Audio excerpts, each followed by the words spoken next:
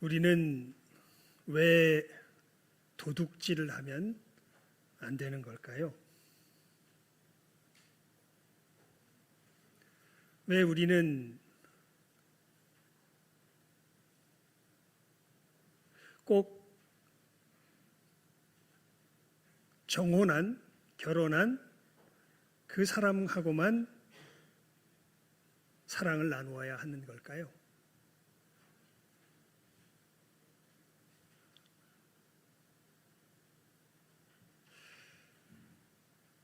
여러분, 사실 제가 지금 던진 이 두 질문을 아마도 30년 전만 해도 마저 그렇게 해야지라고 하는 것에 의문을 다는 사람은 없었을 겁니다. 하지만 지금 시대에 와서는요, 참 이것이 의문으로 달리는 부분들도, 그런 사람들도 많이 있는 것을 보게 됩니다. 왜 도적질하면 안 되나요? 왜 간음하면 안 되나요? 사실 우리가 이러한 부분에 있어서 깊이 있게 진지하게 생각해 보면요, 많은 사람들이 알고 있는 것처럼 우리가 원숭이에서 진화해서 사실은 그 아메바가 그 물질이 변화해서 생명체가 되고, 생명체가 진화해서 우연히 이렇게 돼서 우리 사람과 같이 되었다면, 사실 우리는, 그리고 우리가 살아가는 어떤 삶의 현실을 보게 되면요, 도둑질 해야 잘 삽니다. 결정적인 순간에는요, 진짜 도둑질을 해야 잘 살아요. 예.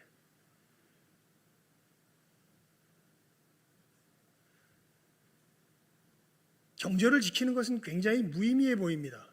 지금 세대 속에서는요. 처음에만 양심이 조금 찔릴 뿐이죠. 사람들이 전부 다 그렇게 변해가면서 이것이 무슨 의미가 있는가라는 것이 크게 우리들 속에서 도전이 되죠. 왜 그렇습니까? 내가 누구인지에 대하여서 우리가 깊이 고민하게 되기 때문에 그렇습니다. 내가 만약 원숭이가 변하여서 정말 사람이 된 거라면, 여러분, 우리가 규칙을 지켜야 할 이유가 뭐가 있을까요? 예. 사실 동물들 보십시오. 동물들 정절을 지키며 살아갑니까? 아닙니다. 그냥 동물들 그냥 막 삽니다. 예. 동물들 보십시오. 약한 사람을, 약한 존재를 돌보아 주나요? 아니요. 약한 건 돌보아 줘야 될 존재가 아니라 내 먹이가 되는 것이 동물의 세계에서 보여지는 모습입니다. 예. 그리고 제가 예전에 말씀드렸었죠. 미국에서 사역할 때 한 공산주의자였던, 소련에서 망명한 사람을 한 사람 만났었다고. 의사였다고, 소련에서. 그러니까 똑똑한 사람이었다고. 근데 그 사람이 그런 얘기를 해요. 자기 아내가 무당이었다가, 벗어났을까? 모르겠어요. 신앙이 좋지는 않아 보였는데, 일단 무당이었다가 무당이었던 여자 자매였는데요. 여자분이었는데, 정말 이분은 배움이 정말 짧은 사람이었습니다. 근데 소련에서 최고의 배움을 가진 사람이 어떻게 미국에서 만나가지고 둘이서 결혼해서 사는 곳에 신방을 가서 이야기를 쭉 나눴었는데, 그 사람이 그런 얘기를 해요. 사실 도적질 해야 된다고, 걸리지만 않으면 된다고. 그래서 제가 조금 짓궂게 이렇게 물어봤어요. 그러면 걸리지만 않으면 살기 위해서, 그러니까 살기 위해서예요. 살기 위해서 살인도 해야 되냐? 그렇대요. 예. 걸리지만 않으면 살인도 해야 된대요. 예.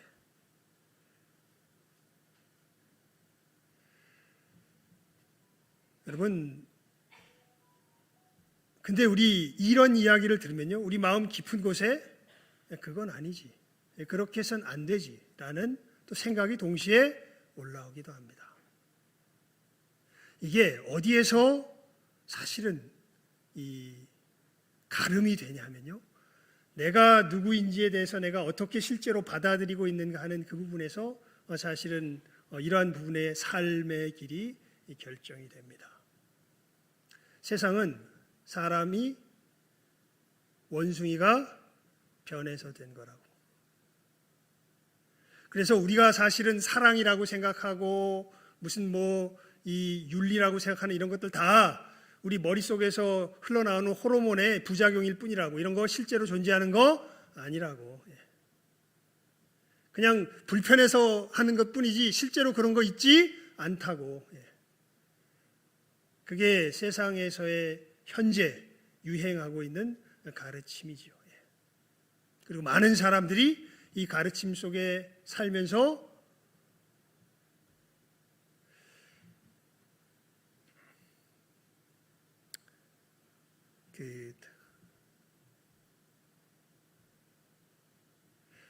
친구 목사님들이 있잖아요. 그 목사님들이 그런 이야기들을 하십니다.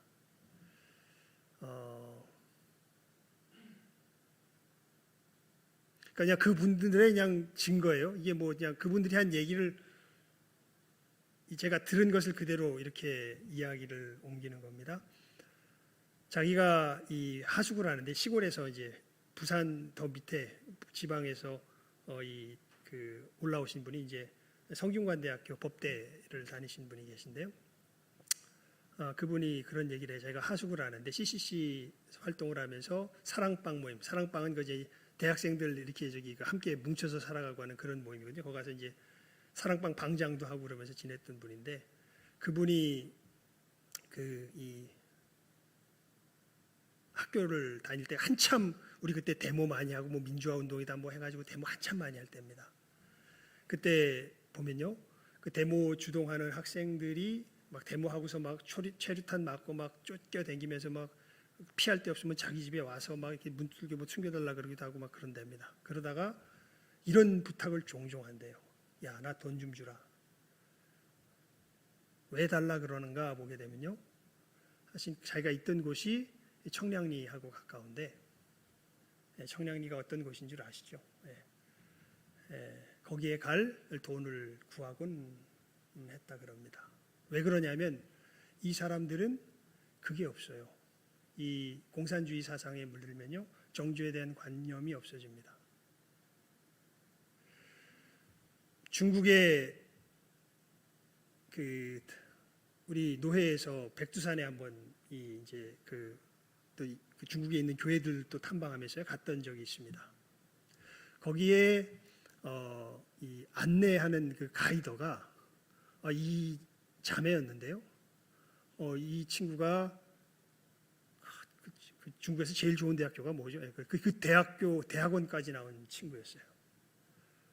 근데 이게 벌이가 괜찮은가 봐요. 이렇게 해서 가이드 하는 것이. 그래서 가이드 한다고 얘기하는데, 그때 제가 하여튼 하나 맡고 있었던 게 있었던 것 같은데, 하여튼 돈을 맡고 있었나, 뭘 하나 맡고 있었던 게 있을 것 같은데, 또 얘기를 할 기회가 돼서 얘기하다가 그만 그 자매랑 이야기가 잘 통하게 돼서 이야기를 하게 됐습니다. 조선족이에요, 조선족.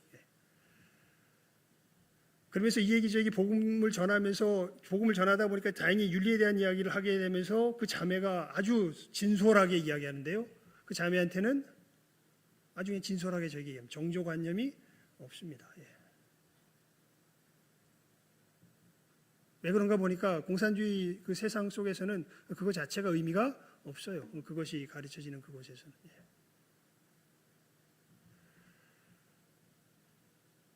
여러분, 내가 어디에서 비롯된 존재인지라는 것에 대한 우리 마음 깊은 곳에서의 이 인식이 우리에게 얼마나 중요한지 알지 못합니다. 이것이 우리의 삶의 아주 구체적인 현실적인 방향들을 결정하는 것을 보게 되죠.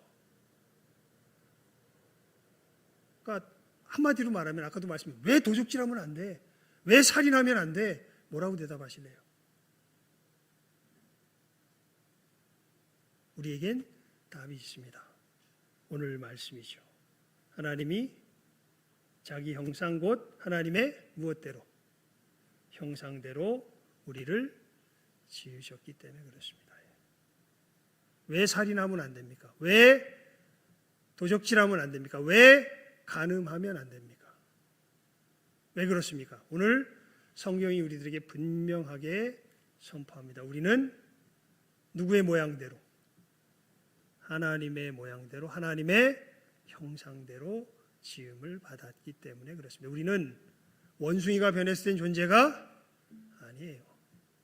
우리는 아무렇게나 막 살아도 되는 존재가 아니에요.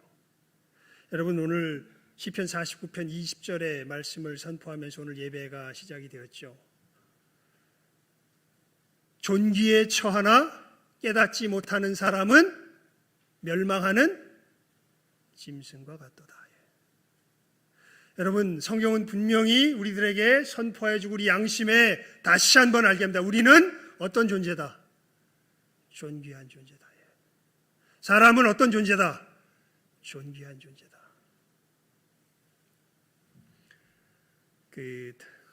금요일 날인가요?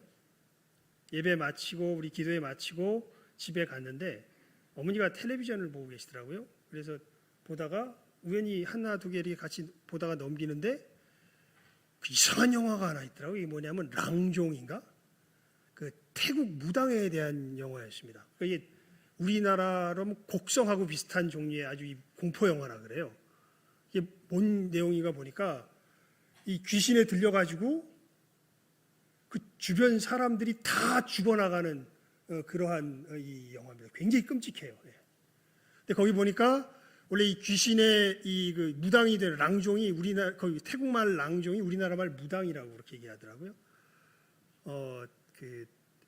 거기도 똑같아. 보니까 귀신들은 이 집안으로 대물림을 해요. 그리고 거기 있는 어떤 그 이제 대물림을 받아야 될 여자 중에 하나가 자기가 피했더니 그 동생이 받아가지고 있다가 이 피했던 여자의 딸이 이제 이 귀신을 받는 것처럼 보여가지고 얘가 귀신을 받았나 싶었더니 그 신을 받았나 싶었더니 이상한 악귀를 받아가지고 얘 악귀 쫓다가 쫓으려던 한 사람이 다 죽었다. 뭐 이게 이제 간단하게 보니까 그 영화의 내용이더라고요. 근데 거기서 보게 되면요, 사람이 이게 거기서 귀신에 이렇게 씌워 들어가니까 모처럼 변하는 모습을 그대로 영화 속에서 보여주냐면 짐승처럼 변하는 모습을 그대로 보여줍니다. 그대로 살인을 하고 자기 기분 나쁘다고 자기 조카를 뜯어먹고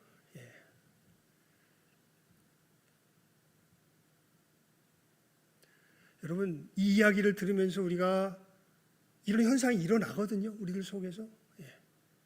근데 우리가 하나님 앞에서 오히려 이것을 끔찍한 것을 생각할 때 우리가 무엇에 처해 있다는 것을 오히려 역설적으로 이것을 알려주냐면 우리가 존귀에 처한 존재라는 것을 우리 역설적으로 알려주고, 그런데 실제 우리의 삶에 나타나는 건 이 존귀함이 나타나는 것이 아니라 어떤 모습들이 나타납니까?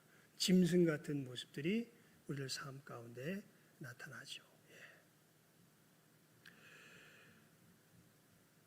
오늘 말씀을 통해서 우리가 먼저 분명하게 알아야 할 것이 이것입니다. 여러분, 우리 사도신경으로 신앙 고백하잖아요. 전능하사, 그 다음이 뭡니까? 천지를 지으신. 이 천지를 지으신 할 때 천지 창조의 일반적인 것에 대해서 우리가 지지난주에 살폈다면 이 천지 창조 중에서 굉장히 우리가 분명하게 알아야 할 것이 바로 하나님이 누구를 만드셨다는 거예요? 우리를 만드셨다는 거예요. 우리의 기원은 원숭이가 변해서 된 것이 아니라 누가 지으셨다는 거예요? 하나님이 지으셨다는 거예요. 누구의 형상대로? 하나님의 모양과 형상대로. 그러면서 이것을 좀 더 깊이 알기 전에 먼저 이 외적인 것들을 우리가 분명히 해야 될 필요가 있습니다. 왜냐하면 이게 정말 말세지말이 돼가지고요, 하나님께서 이 만드신 것 자체를 왜곡하려는 물결이 너무 거세요 지금. 여러분, 오늘 말씀 우리 27절 말씀 함께 읽어볼까요? 시작하면 읽습니다. 시작. 하나님이 자기 형상 곧 하나님의 형상대로 사람을 창조하시되 남자와 여자를 창조하시고. 여기 있는 분들은 혼란스럽지 않을 건데요, 지금 젊은 사람들은 이걸 굉장히 혼란스러워합니다. 뭘 혼란스러워하냐면 사람이 무엇과 무엇으로 지어졌다는 것, 남자 아니면 여자로 지어졌다는 것. 지금 여러분, 차별금지법 지금 통과시키려고 애를 쓰지요. 그 차별금지법을 통과시키려고 애를 쓰는 사람들의 밑바닥에 흐르는 사람에 대한 관념이 어떤 거냐면 사람은 지가 되고 싶은 대로 될 수 있다는 겁니다. 내가 남자이고 싶으면 남자이고 내가 여자이고 싶으면 여자이지 남자와 여자는 정해진 게 아니라는 겁니다. 그냥 사회가 어떤 교육 속에서 양상에는 하나의 허울일 뿐이지 진짜 남자 여자 없다는 거예요. 그래서 지가 저 사람이 느끼는 저 사람의 성 정체성대로 우리가 대해줘야 이걸 제대로 대해주는 거다. 이딴 식의 가르침에 밑바닥에 차별금지법의 이 성감식성이라든지 성인지 감수성이라든지 이런 가르침의 배경엔 그런 이 사람에 대한 인식이 깔려 있습니다. 근데 성경은 이것을 정확하게 부인하죠. 성경은 아예 선포를 해버립니다. 사람은 하나님께서 무엇과 무엇으로 지으셨다. 남자와 여자로 지으셨다. 남자면 남자, 여자면 여자입니다. 중간에 모호한 게 없습니다. 그 보니까 성기가 이상하게 되는 사람들 나타나곤 하던데요. 그 사람들도 유전자다 검색해 보면 남자 아니면 여자입니다. 인류의 타락 속에서 참 우리 피조 세계에 임한 저주의 부분들이 참 어떤 부분은 우리가 더 깊이 설명해 봐야 되고 고민해 봐야 될 부분들도 간혹 보이지만 이 기본적인 원리 자체는 변하지가 않습니다. 우리가 과학이 발달하고 우리의 지식이 발달할수록 하나님께서 창조하신 이 모습대로의 우리의 모습인 것을 시인할 수밖에 없습니다. 여러분, 지금 세대 속에서요, 이러한 부분에 있어서 흔들리지 마시길 바랍니다. 정말 어두움이, 그러니까 여러분 성경에서 말하는 빛과 어둠은요, 간단하게 말하면 해석이에요. 우리의 삶의 의미입니다. 내가 이러한 상황에 닥쳤을 때 이 상황이 어떤 것을 뜻하는가? 여러분 사실은 현실이 힘든 사람은 별로 없습니다. 사실은 현실이 담겨진 의미에 대해서 힘들어하지 현실 자체가 힘든 사람은요 별로 없어요. 이것이 무엇을 의미하는가가 여러분들을 힘들게 합니다. 근데 이것이 정말 하나님의 은혜를 받은 사람들은요 하나님의 말씀을 따라서 이 의미를 받아들일 줄 알게 돼요. 그래서 소망을 품을 수 있게 됩니다. 하지만 하나님과 관계가 먼 사람들은요 자기 생각 속에서 의미가 계속 바뀌어요. 여러분, 여러분의 삶의 정황에 닥쳐진 것이 하나님의 약속 가운데서 깨달아집니까? 아니면 여러분의 기분 따라서 여러분의 상황과 환경 따라서 왔다 갔다 변화됩니까?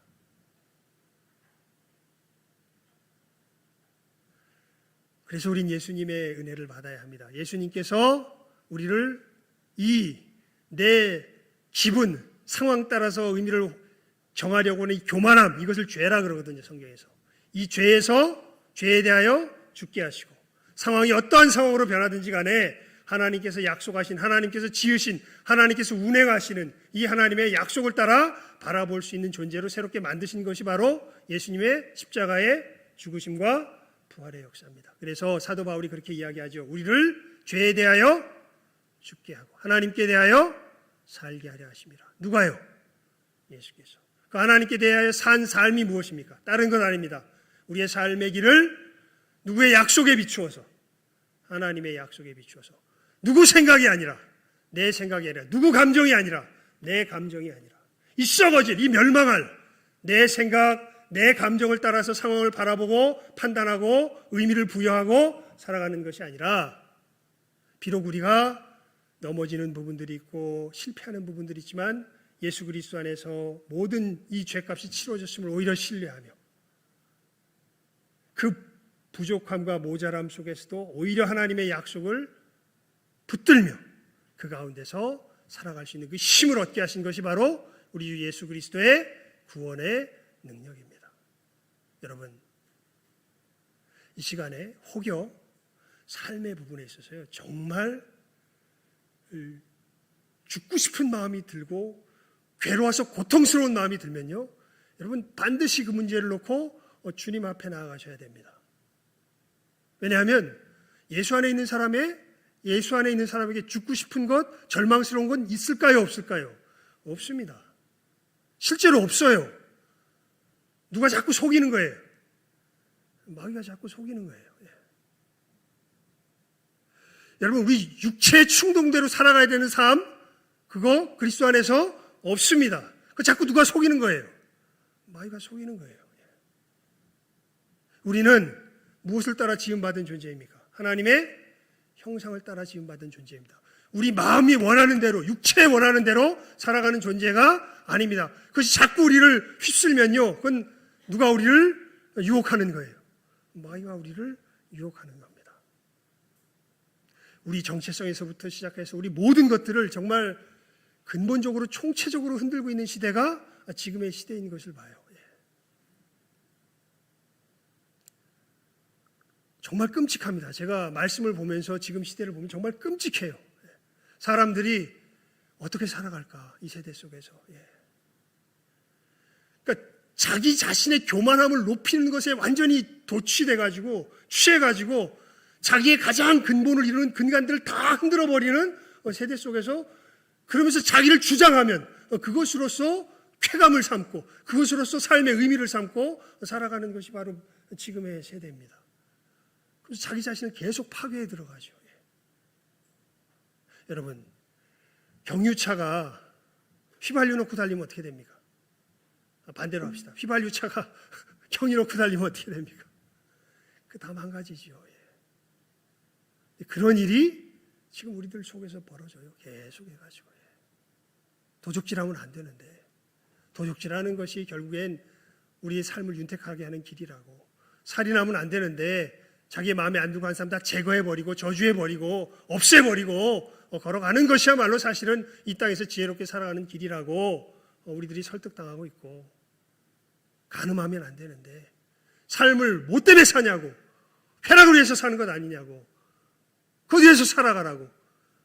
참으로 우리들의 마음을 이런 것으로 다 혼란하게 하면서 우리가 누구인지를 잊어버리게 하는 세대 속에서 우리가 살아가고 있죠. 존귀에 처하나 깨닫지 못하는 사람은 뭐와 같다고요? 멸망하는, 그냥 짐승도 아닙니다. 뭐하는? 멸망하는 짐승과 같다고요. 우리가 어떤 존귀함을 입었습니까? 이렇게 하나님의 형상을 따라 남자와 여자로 창조하시며, 이게 특별히 중요한 부분인데요, 무엇으로 세우셨다고요? 오늘 말씀 읽어보면 하나님께서 우리를 만드셔가지고 뭘 하게 하십니까? 이 세상을 다스리게 하세요. 몇 번 말씀드렸죠. 여러분, 사람은요 책임을 져야 되는 존재예요. 왜냐하면 사람은 존재 자체가 내 주변을 변화시킵니다. 이건 피할 수가 없어요. 배웠다 못 배웠다 아무 상관없습니다. 영향력의 차이가 있을 뿐이지 우리는 모두가 다 내가 살아가는 삶을 변화시키며 살아가는 존재들입니다. 그리고 그 변화시키는 것은요, 누군가의 나라를 드러내게 돼 있고, 그것은 우리는 반드시 이 세상이 하나님께서 지으신 곳이기 때문에 누구의 심판을 피할 수가 없어요. 하나님의 심판을 피할 수가 없어요. 내가 어떤 곳을 만들어 놨는지, 이곳을, 내가 살아가는 세상을 어떤 곳으로 변화시켜 놨는지 우리는 반드시 누구 앞에 심판을 받아야 되냐면 하나님 앞에 심판을 받아야 돼요. 그게 여러분들이 죽음을 두려워하는 이유입니다.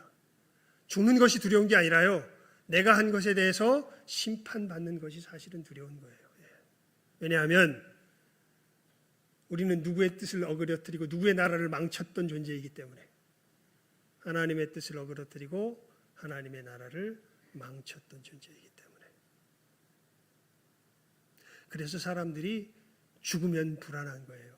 그러면서 물어보죠. 여러분, 우리가 전도할 때 제일 날카롭게 물어야 할 질문 중에 하나가 이겁니다. 당신 죽으면 천국 갈 수 있겠습니까? 당신의 삶 속에서 만든 세상이 하나님의 나라, 하나님의 뜻 가운데 온전한 나라, 세상을 만들어 왔다고 당신 자신할 수 있습니까? 이걸 물어보는 거예요. 누구도 자신하지 못합니다.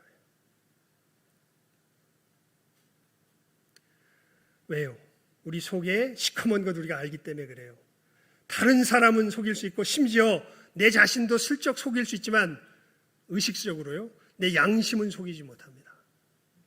내가 악한 것을 알거든요. 내가 사실은 하나님의 모양, 하나님의 형상대로 이 땅을 하나님의 뜻 가운데, 하나님의 뜻에 합당한 곳으로 만든 것이 아니라 왜곡시켜놓고 잘못 만들어 놓은 것을 알거든요. 제가 여러 번 말씀드리죠. 제가 죄인인 것을 언제 제일 잘하냐 하면요, 제 자식을 보면 제일 잘한다고요. 신기하게 가장 좋은 것을 주고 싶은데요, 결국엔 가장 심각한 해를 끼치는 게 제 자식입니다. 여러분, 교인들끼리 세월이 오래 지나가잖아요. 굉장히 잘 다투게 돼요. 왜 그런 줄 아세요? 가장 깊은 것을 나누기 때문에 그래요. 그러니까 가장 깊은 것을 나누는 사람들끼리는요, 이게 서로가 상하기가 굉장히 쉽습니다. 왜냐하면 좋은 것에 대한 견해가 조금이라도 틀려지면요, 금방 상해져 버려요, 서로 간에. 근데 서로 좋은 걸 주려고 그러거든요. 그러니까 정말 선하다는, 하나님처럼 선하다는 것은 이게 정말 하나님 은혜 가운데 살려고 하면 할수록 우리가 불가능한 것을 보게 됩니다. 그래서 우리가 누구를 믿어요? 예수를 믿어요. 그래서 진짜 교회의 표지가 뭐가 돼요? 용서함이 돼요. 왜냐하면 우리가 계속 서로 훈련하면, 우리 사도신경으로 신앙 고백하는 것 중에 나중에 하겠지만, 성령을 믿사오며 다음이 뭡니까? 성령을 믿사오며 그 다음이 뭐죠? 성도가 서로 교통하는 것과. 여러분, 성도의 교통은요, 다른 것이 아니라, 쇼펜하우어가 정말 그 얘기 잘했어요. 사람은 추운 겨울날 동굴 속에 모여 살고 있는 고슴도치 떼와 같다, 이렇게 얘기했습니다. 사람의 인생은, 인생의 모습을. 이게 무슨 뜻이냐면, 추워요. 그래가지고 서로 붙길 원해요. 추워서. 사람이 붙어야 따뜻해지거든. 근데 붙으려고 그러면 고슴도치야. 서로 찔러가지고 같이 갈 수가 없어. 그래서 떨어지려고 그러면 어떻게 돼요? 추워. 다시 붙어. 그럼 어떻게 돼요? 찔러. 이게 사람의 사는 모습이다, 이렇게 이야기를 합니다. 정말 잘 이야기해 준 것 같아요. 교회에서 가장 성도의 교통이 원활하게 일어날 때가 언제냐면 서로 뭐 할 때일까요? 찔릴 때입니다. 여러분, 우리가 주기도문으로 늘 기도하는 기도의 제목이 뭐예요? 우리가 죄 지은 자를 사하여 준 것 같이 우리 죄를 사하여 주옵시며. 여러분, 우리들 속에서 이 선악의 문제들이 첨예하게 부딪히며 나아갈 때 우리는 어쩔 수 없이 뭘 저지르게 될까요? 죄를 저지르게 됩니다. 서로를 향하여서. 그리고 정말 좋은 것이라고 생각할수록 물러서기가 힘들어져요. 우리들 속에서. 근데 예수의 은혜를 힘있는 사람들은 그 가운데서 서로를 뭐 할 줄 알고, 용서할 줄 알고, 다시 그 죄에서 서로 잘못되었다면 회개할 줄 알고, 돌이킬 줄 알고. 그러니까 예수의 은혜가 임하는 것은요, 완벽한 삶을 산다기보다는 서로가 부족하고 모자라고 넘어지고 자빠지는데 거기서 무너지지 않고 다시 일어나서 하나님의 거룩함을 그 넘어짐과 무너짐 속에서 회복하면서 서로 감싸 안고 서로 세워 나아갈 줄 아는 게, 그게 예수 믿는 사람의 공동체의 특징이에요. 완벽한 사람들이 모여 사는 곳이 아닙니다. 그렇게 완벽하여져, 죄인이 변하여 의인으로 완벽하여져 가는 삶을 맛보아 사는 곳이 거기가 어딜까요? 거기가 교회입니다. 그래서 우리의 목표는 변하지가 않아요. 주님 안에서 이루어진 하나님의 무엇을 회복하는 것? 형상을 회복하는 것. 뭐임에도 불구하고, 이 죄 가운데 떨어져 있음에도 불구하고, 그렇게 하나님의 형상을 회복하며 하나님이 뜻하시는 대로 이 땅을 변화시켜 나가는 삶을 하나하나 구현해내는 것, 그게 바로 우리들입니다. 하나님께서 지으신 사람, 하나님의 피조물. 여러분, 이 사실을 분명하게 아실 수 있길 바랍니다. 정말 세상의 어둠이 너무나 심해서요, 제가 이야기를 하면서도 또 여러분들 속에서 이러한 반발심이 뛰쳐올라올 그런 위험이 보이는 게 막 마음에 느껴져요. 뭐냐면, 근데 왜 내 마음대로 하면 안 되는데? 근데 왜 내 뜻대로 하면 안 되는데? 하나님이 우리를 존귀하게 지으셨다면 그럼 우리는 존귀함을 받으려면 내 뜻대로 해야 되는 거 아니야? 여러분, 그 뜻의 기원이 어디에서 올라옵니까? 하나님께로부터 옵니까? 아니면 여러분의 이 걷잡을 수 없는 밑바닥의 충동과 감정에서 올라옵니까? 우리는 이 내 밑바닥에서 올라오는 충동과 감정에 의해서 살아가는 존재가 아니라 하나님께서 우리를 지으신 그 하나님의 형상을 따라 살아가는 존재인 것을 이 말씀을 통해서 분명하게 오늘 이 시간 마음속에 새길 수 있길 바랍니다. 주께서 우리를 이 모양과 이 형상 가운데 온전하게 회복하셨습니다. 우리가 예수를 믿는 것은 다른 것 때문이 아니라 이 모양과 형상이 예수의 은혜 가운데 회복되었음을 믿기 때문에 주님께서 이 시간 역사하여 주시어서 이 믿음 가운데 여기에 임한 모든 한 사람 한 사람 우리 자신이 누구인지를 하나님의 피조물임을 바르게 깨달아 알며 나아가는 귀한 은혜가 있기를 주님의 이름으로 축원을 드립니다. 기도하겠습니다. 하나님 아버지, 이 시간 하나님 앞에 간절히 기도드리옵나이다. 하나님 아버지, 정말 마치 귀신이 들린 것처럼 이 세상 하나님을 멸시하며 하나님의 질서를 무시하며 하나님의 형상을 어그러뜨리며 자기의 뜻을 높이는 어마어마한 교만의 영이 이 세상을 뒤덮고 있고 우리의 마음을 주장하며 나아가는 것을 주장하려고 하는 것을 저희들 바라봅니다. 하나님, 정말 이 말씀이 오늘 이 시간 우리의 마음 가운데 새겨질 수 있기를 간절히 바라옵고 소원하옵나이다. 우리는 하나님의 모양과 하나님의 형상을 따라 하나님이 지은 바 된 하나님의 피조물인 것을 깨달아 하는 은혜가 있게 하여 주시옵소서. 나의 주인이 내가 아니라 하나님인 것을 깨달아 하는 귀한 은혜가 있게 하여 주시옵소서. 하나님, 우리 주 예수 그리스도께서 우리를 이 생명 가운데 회복해 하셨습니다. 하나님, 이 시간 이 자리에 자기가 주인 되었기에 괴롭고 고통스러워 멸망하는 짐승과 같이 힘들어하는 아버지 하나님 안타까운 영혼들이 있다면은 우리 주 예수 그리스도의 보혈의 은혜 앞에 담대히 나아가 자기의 그 모든 교만함을 주님의 보혈의 은혜로 씻게 하여 주시고 나는 나의 나됨은 하나님의 은혜로 된 것임을 알게 하시며 하나님의 모양과 형상대로 지음을 입은 것이 바로 나임을 깨달아 알게 하여 주시고 그 은혜 가운데 저희들 겸손히 기쁨으로 거할 수 있는 귀한 은혜가 임하기를 간절히 바라옵고 소원하오며 간구하오며 이 모든 것 예수님의 이름으로 기도드리옵나이다. 아멘.